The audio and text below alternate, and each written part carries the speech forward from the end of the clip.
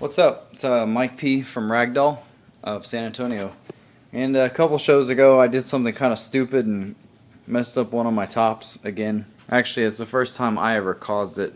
Before that it was just longevity of use. So kind of a Crewin Vega INT 252 101 kind of thing. Basically, if the horn quits working, it's usually one out of two things that I've experienced so far.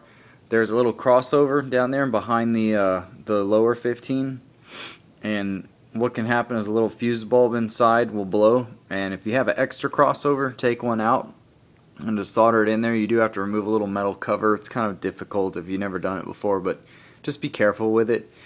You remove the little metal cover, solder the new fuse bulb onto the circuit board, and then put it back in. But you can check it because the little filament inside of it will be blown or broken in half, kind of like a fuse.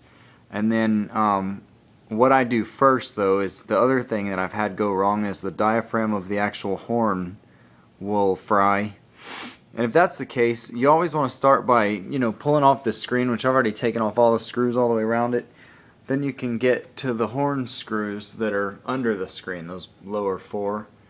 Pop that horn out, read it with a meter, and if it's infinite resistance, then it's probably bad, but it should give you whatever that horn is. Usually I think around 4 or 8 ohms. I mean, it should give you a reading. If it doesn't, that diaphragm needs to be replaced.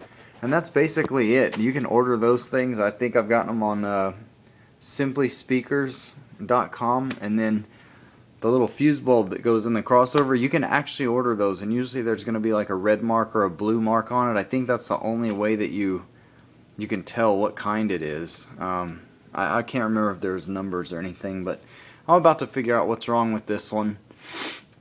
And these things, the INT 252s, are pretty easy to maintain. I mean, I haven't had a lot of problems out of these. I think I ordered them in 2006.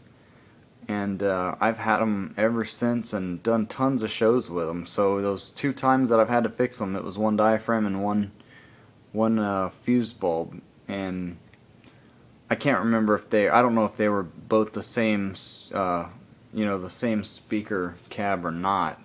It might have been, like a diaphragm from one and then a fuse bulb in the other. So that's pretty much it. If you got any questions, just hit me up later.